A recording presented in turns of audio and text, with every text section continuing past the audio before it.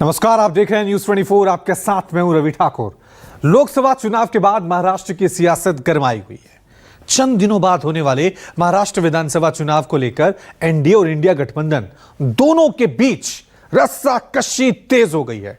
लेकिन इस पूरी लड़ाई में इंडिया गठबंधन का पलड़ा भारी नजर आ रहा है। महाराष्ट्र में महा विकास आघाड़ी विधानसभा चुनाव में बाजी मारने का दावा कर रहा है और अब इस पूरी लड़ाई में पश्चिम बंगाल की मुख्यमंत्री और टीएमसी मुखिया ममता बनर्जी ने नया जोश फूंक दिया है। अंबानी परिवार की शादी में शिरकत करने पहुंची ममता बनर्जी ने मुंबई में उद्धव ठाकरे और शरद पवार से मुलाकात की, जिसके बाद सवाल सामने आने लगे हैं कि मुंबई में हुई मीटिंग के जरिए इंडिया गठबंधन क्या सेटिंग करने जा रही है।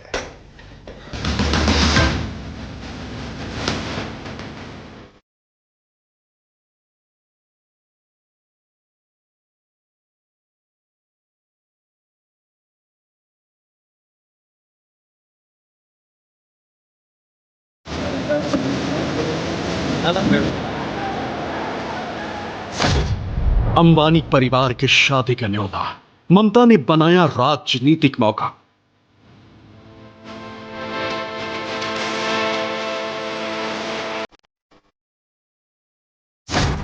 मुंबई में इंडिया वालों का मेल, विधानसभा चुनाव का बड़ा खेल।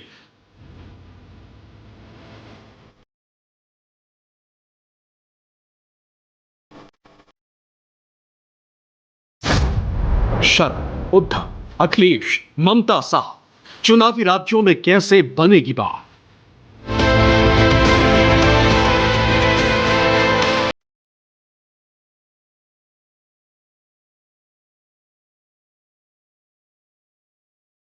मुंबई शहर जगमगा रहा है। मुंबई में दुनिया भर से लोगों के आने का सिलसिला जारी है। शहर के तमाम 7 और 5 सितारा होटल भर चुके हैं। मुंबई जश्न में डूबी है। माया नगरी में हो रहे इस शाही जश्न की वजह उद्योगपति मुकेश अंबानी के छोटे बेटे अनंत अंबानी की शादी। अनंत अंबानी और राधिका मर्चेंट की शादी में तमाम क्षेत्रों से जुड़े दिग्गजों को न्योता दिया गया है। बॉलीवुड, हॉलीवुड, स्पोर्ट्स और बिजनेस के साथ साथ देश के तमाम राजनीतिक दिग्गजों का जमावड़ा मुंबई में लगना शुरू हो चुका है। लेकिन इंडिया गठबंधन के नेताओं ने शादी के मौके को भी राजनीतिक मौका बना दिया। अनंत अंबानी की शादी में शिरकत करने पहुंची पश्चिम बंगाल की मुख्यमंत्री ममता बनर्जी ने इंडिया गठबंधन के साथियों से मुलाकात कर अलग संदेशा देने की कोशिश की है। गुरुवार को कोलकाता से मुंबई के लिए रवाना होने से पहले ममता बनर्जी ने मुंबई में इंडिया गठबंधन के नेताओं उद्धव और शरद पवार से मुलाकात का ऐलान कर दिया। আমি কালকে উদ্ধব ঠাকরের সাথে একটা অ্যাপয়েন্টমেন্ট করেছি। রাজনৈতিক কথা হবে, কারণ অনেকদিন দেখা হয়নি ইলেকশনের পর, এবং শারদজির বাড়িতেও যাব। শারদ পরের সাথেও আমি একটা অ্যাপয়েন্টমেন্ট করেছি। একটা 4টে আছে, একটা 5টা আছে। शुक्रवार को ममता बनर्जी ने उद्धव ठाकरे और शरद पवार से मुलाकात की। ममता बनर्जी के साथ साथ उद्धव ठाकरे और शरद पवार ने इसे राजनीति से हटकर एक औपचारिक मुलाकात बताया। लेकिन राजनीतिक जानकारों का मानना है कि मुंबई में ममता की इंडिया गठबंधन के नेताओं से मुलाकात के कई राजनीतिक मायने हैं और इस मुलाकात का सबसे बड़ा उद्देश्य देश के कई राज्यों में होने वाले चुनावों से पहले विपक्षी गठबंधन की ताकत की मजबूती को दिखाना भी था। ममता के साथ मुलाकात को उद्धव ठाकरे और शरद पवार ने भले ही पारिवारिक और औपचारिक भेंट बताया,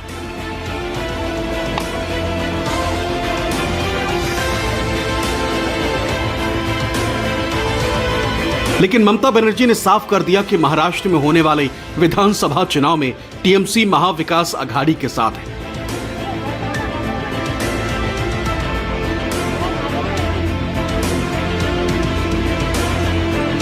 और चुनाव में ममता इंडिया गठबंधन की तरफ से प्रचार में भी उतर सकती हैं। खेला तो शुरू हो गया, चलते रहेगा। इलेक्शन का टाइम में हम जरूर आएंगे। हम उद्धव जी के लिए कैंपेन करेंगे। ये हमारी पारिवारिक मुलाकात थी। कृपा कर इसमें राजनीति ज्यादा मत रहिए। हम जो हमें कहना होता है हम खुलेआम कहते हैं। कहने के लिए कुछ हम डरते नहीं है। और जहाँ जो कुछ कहना है मैं और दीदी हम कहते हैं और कहेंगे, उस पर कुछ डरेंगे नहीं। लेकिन थोड़ा सा बात समझिए कि पारिवारिक मुलाकात है, जिसमें कृपा कर राजनीति ज्यादा मत रहिए।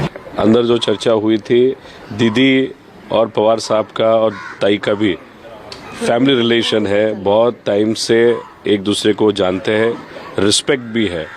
अभी महाराष्ट्र में वो जब आती है और ख़ास करके बम्बई में, और वहाँ पे अगर पवार साहब होते हैं तो डेफिनेटली वो दीदी साहब को मिलने आती है, तो इसीलिए वो आई थी। उन्होंने साहब से भी चर्चा की, काकी से भी की, ताई से भी की, और हमारे साथ भी फैमिली चर्चा उन्होंने की। बाकी कुछ वहाँ पे चर्चा नहीं हुई। मुंबई में ममता बनर्जी का समाजवादी पार्टी के अध्यक्ष अखिलेश यादव से मिलने का भी कार्यक्रम है। इसके पीछे सबसे बड़ा कारण यह है कि लोकसभा चुनाव के दरमियान दोनों पार्टियों ने अपने अपने राज्यों में अच्छा प्रदर्शन किया था।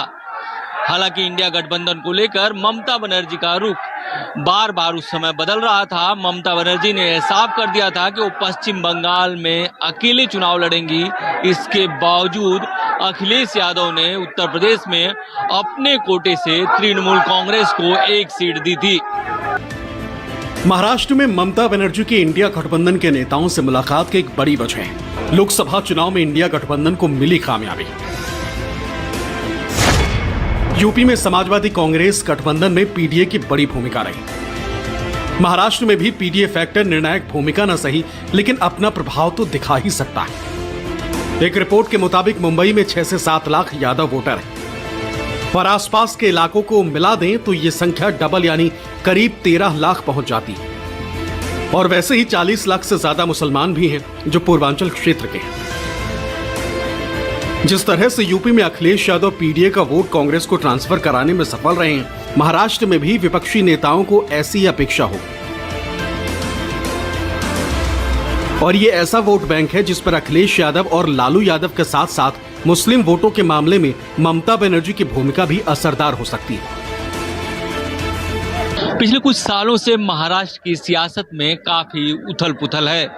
टूट फूट, बंटवारा, सीट शेयरिंग और लोकसभा के नतीजों ने सभी को चौंकाया और अब विधानसभा चुनाव की सुगबुगाहट ने राजनीतिक सरगर्मी बढ़ा दी है।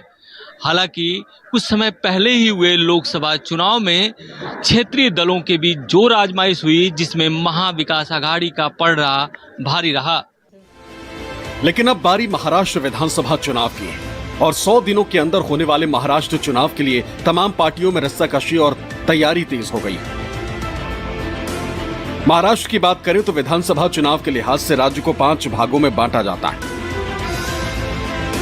मराठवाड़ा, कोंकण, उत्तर महाराष्ट्र, विदर्भ और पश्चिम महाराष्ट्र।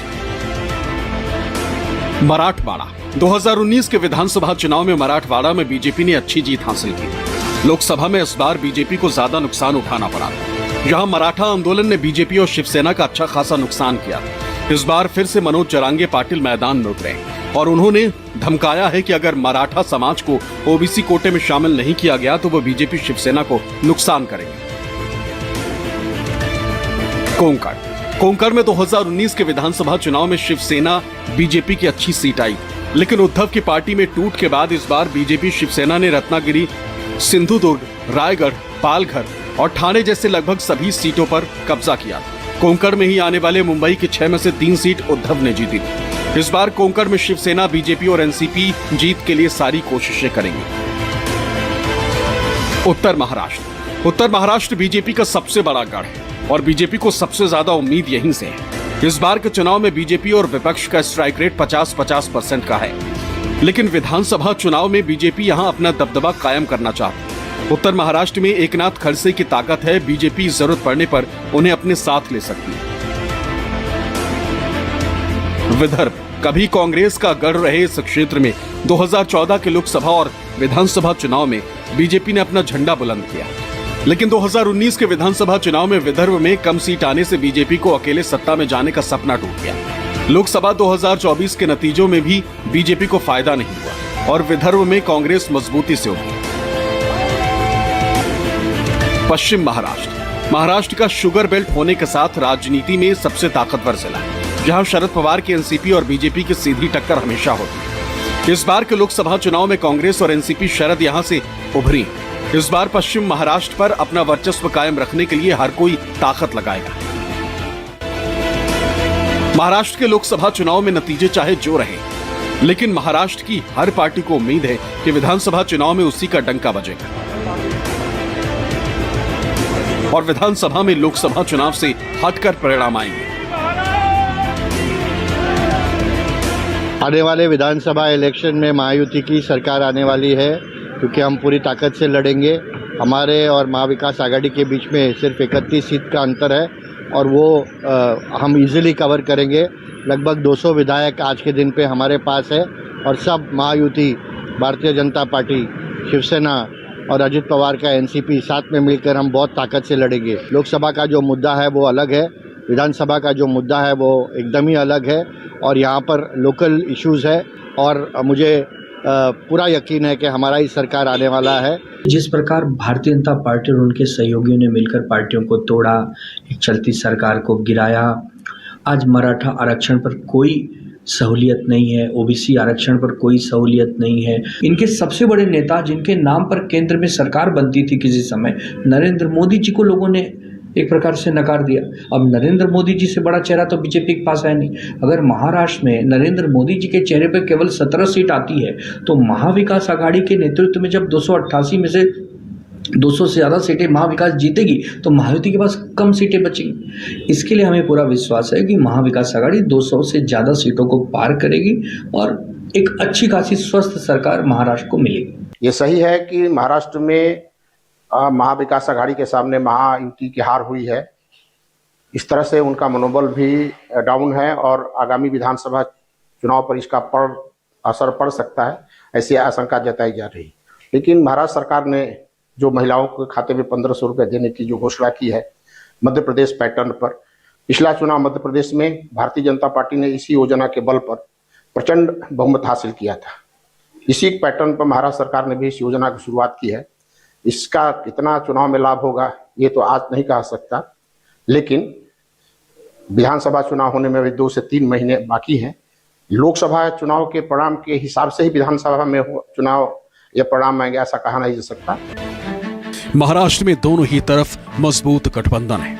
एक तरफ महाविकास आघाड़ी ने यह तय कर लिया है कि तीनों पार्टियां एक साथ चुनाव लड़ेंगी, लेकिन मुख्यमंत्री पद को लेकर तीनों पार्टियों में बात नहीं बन पा रही। संजय राउत का कहना है कि चुनाव से पहले उद्धव ठाकरे को मुख्यमंत्री का चेहरा घोषित करना चाहिए, तो दूसरी तरफ एनसीपी शरद पवार गुट की तरफ से मुख्यमंत्री पर पत्ते नहीं खोले जाने की भी आवाज उठ रही है। महाविकास में मतभेद होते हैं, एक परिवार में जब लोग रहते हैं तो खटपट होती है, लेकिन मनभेद नहीं होता, कोई कलह नहीं होती। हमारे महाविकास आघाड़ी में 288 विधानसभा है, तीनों दल में बहुत अच्छी सहमति है। खास करके आदरणीय शरद पवार साहब, उद्धव साहब और मल्लिकार्जुन खड़गे जी, तीनों ही पार्टी के राष्ट्रीय अध्यक्ष आपस में समन्वय बनाकर चल रहे हैं। हमारे यहाँ सुलह होती है, कलह होती है महायुति में। वहीं दूसरी तरफ महायुति में सीट बंटवारे पर पेंच फंस रहा है।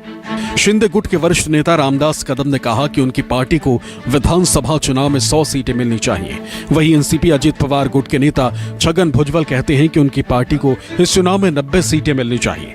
लेकिन सवाल है कि अगर दोनों ही पार्टियों को इतनी सीटें मिलती हैं तो बीजेपी कितनी सीटों पर चुनाव लड़ेगी, क्योंकि महाराष्ट्र में खुद बीजेपी के पास 105 विधायक हैं। जागों का जो बंटवारा है वो हमारे नेते करेंगे। जो हमारे एकनाथ शिंदे साहब है, देवेंद्र जी है, अजित दादा बैठ के ये प्रॉब्लम सॉर्ट आउट करेंगे। उनके पार्टी के लोग कतार में है, हमारे संपर्क में है, तो आप ये चिंता मत करो कि हमारे वहाँ जा रहे, उनके यहाँ से हमारे यहाँ आ रहे। आने वाले विधानसभा चुनाव में भारतीय जनता पार्टी अजित पवार की एनसीपी और एकनाथ शिंदे की शिवसेना के साथ गठबंधन करेगी कि नहीं करेगी। निश्चित तौर पर मेरा मानना है कि उनको गठबंधन करना पड़ेगा। अगर भारतीय जनता पार्टी गठबंधन नहीं करती है तो उनके ऊपर एक जो हमेशा आरोप लगता है कि ये पहले मित्रों को जोड़ती है और जब मजबूत होने के बाद उनको छोड़ती है। आज तो लोकसभा चुनाव में बीजेपी मजबूत नहीं है, लेकिन इसके बावजूद भी जो भी नुकसान हुआ है या जो भी लाभ होने वाला है तो भारतीय जनता पार्टी अजित पवार की एनसीपी और एकनाथ शिंदे की शिवसेना के साथ मिलकर ही चुनाव लड़ेगी, ऐसा मुझे लगता है। महाराष्ट्र में लोकसभा के नतीजों पर एक नजर दौड़ाएंगे तो पता चलेगा कि महाराष्ट्र की 48 सीटों में से कांग्रेस ने सबसे ज्यादा 13 सीटें जीती, जबकि बीजेपी को 9 सीटें मिली। उद्धव ठाकरे वाली शिवसेना के खाते में भी 9 सीटें आईं। तो वहीं शरद पवार की पार्टी एनसीपी एसपी ने 8 सीटें जीती, तो एकनाथ शिंदे की शिवसेना को 7 सीटें मिली, तो अजित पवार की एनसीपी को सिर्फ 1 सीट मिली। महाराष्ट्र में 1 सीट अन्य के खाते में गई।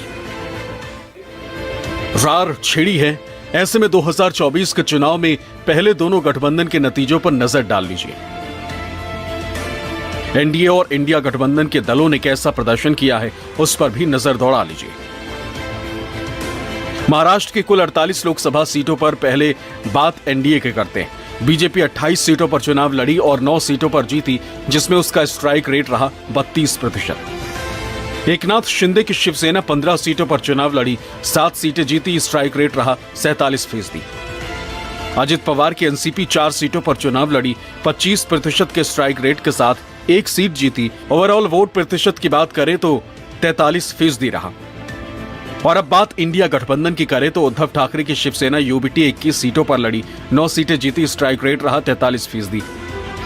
कांग्रेस 17 सीटों पर चुनाव लड़ी, सबसे ज्यादा 13 सीट जीती और स्ट्राइक रेट रहा 76%।